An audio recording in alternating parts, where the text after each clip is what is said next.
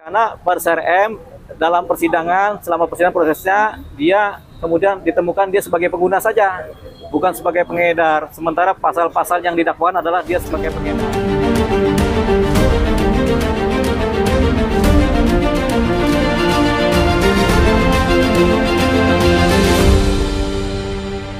Baik, sehari ini harusnya membacakan tuntutan yang sudah minggu kemarin tertunda. Cek 1 2 3 cek.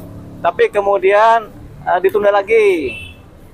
Ditunda minggu depan. Jadi 2 kali penundaan terhadap pembacaan tuntutan dari dakwaan. Kenapa ditunda? Jadi kita bisa paham secara positif ya.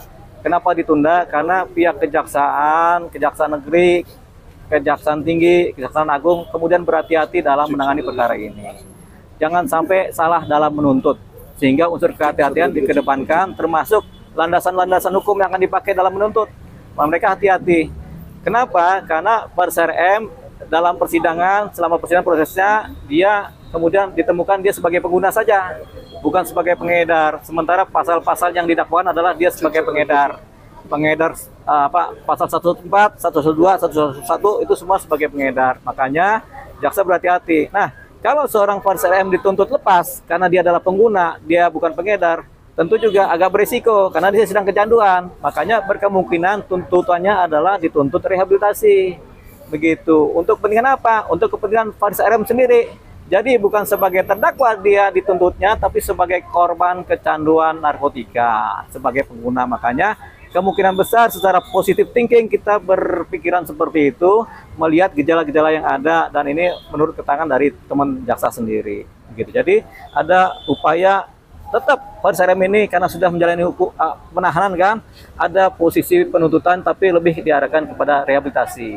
Mudah-mudahan yang kami analisa itu benar adanya, karena memang itulah yang paling pas untuk dituntut untuk seorang pengguna, yaitu seorang Faris RM.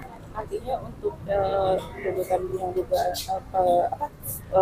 penyebaran atau penjual itu tidak ada lagi.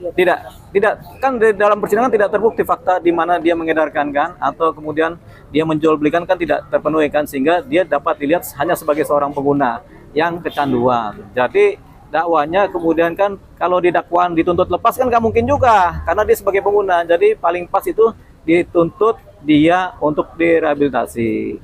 Semasa dia di masa tahanan ini dia diperhitungkan sebagai bagian dari upaya rehabilitasi. Begitu harapannya begitu.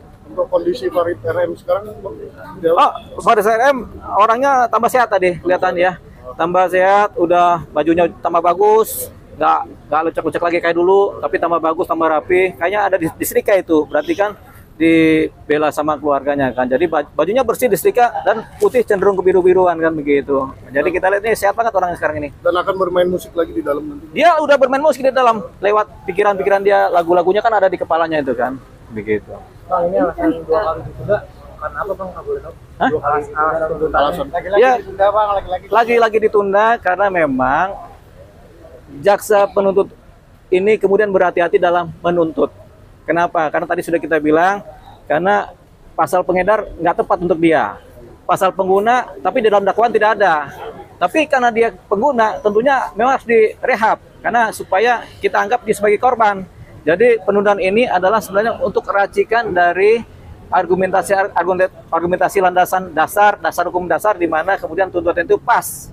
Gitu, yaitu dia sebagai pengguna, dan karena pengguna dia direhabilitasi. Itu aja berkemungkinan. Besar kemungkinan Faris RM direhabilitasi ya bang ya? Besar kemungkinan dia direhab karena dia sebagai pengguna. Ini kita juga mengaitkan dengan pernyataan-pernyataan dari Kepala BNN ya, yang menyatakan bahwa seorang pengguna itu seharusnya direhabilitasi, bukan dihukum. Begitu. Dan udah berjalan ini beberapa waktu kemarin. Setiap pengguna yang kemudian tertangkap sebaiknya direhabilitasi dan bukan dihukum. Dianggap sebagai korban.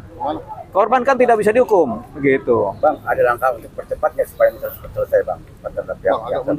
Langkah percepat. Iya. Kita juga nggak mau cepat-cepat. Nah, cepat-cepat juga nggak bagus juga kan. Bang, tapi geram gemes ke si bang ditunda lagi bang? Geram tidak, gemes juga tidak, tapi kita tersenyum aja, begitu. Soalnya pertanyaannya juga agak ngarah-ngarah. Kita tersenyum bukan kepada geram gemes, tapi kepada yang nanya kan. Tapi untuk Faris RM sendiri, untuk keinginannya untuk pulih, abang melihatnya seperti apa? Dia sudah 100% berkeinginan untuk pulih, begitu. Kalau orang kecanduan narkotika ingin pulih supaya nggak kecanduan. Orang kecanduan rokok masih banyak yang kecanduan saat ini Apakah kan. perlu terapi bang? Ah, terapi. Terapi, Ya coba diterapi dulu deh, yang ngerokok dulu deh kan banyak di antara kita kan. Gitu. Tapi yang jelas kecanduan narkotika itu lebih lama sembuhnya dibanding kecanduan ngerokok.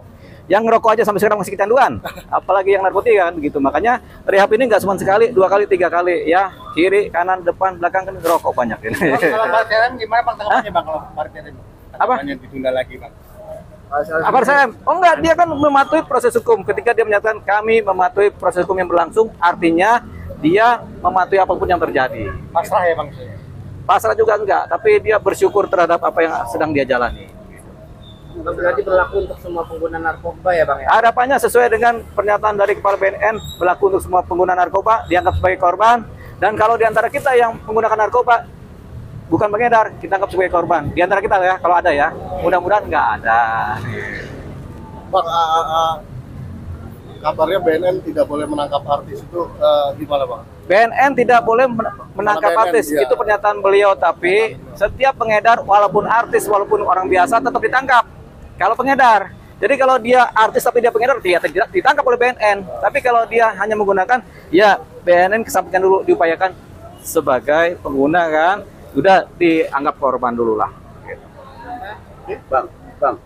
Bang Faris kan sebagai pengguna. Ya. Kok kayaknya berat banget seperti kayak pengedar itu bagaimana bang? Apa karena aktor atau bagaimana bang? Apa yang berat banget sebagai ini? Hukumannya gitu. Hukumannya. Jadi Bang Faris RM ini kan ditangkap kan, ini masalah racikan awal dalam penyidikan. Mungkin waktu itu penyidik polisi beranggapan nih kayaknya mengedarin ini kan. Cuman kan mungkin analisanya terlalu kurang cermat, kurang cerdas atau kurang dalam sehingga akhirnya diarahkan ke pengedar, padahal ternyata faktanya dia hanya sebagai pengguna. Jadi bukan di wilayah jaksa tapi di wilayah di penyidikan di kepolisian. Di mana itu? Di Polres Jakarta Selatan. Iya. Ya.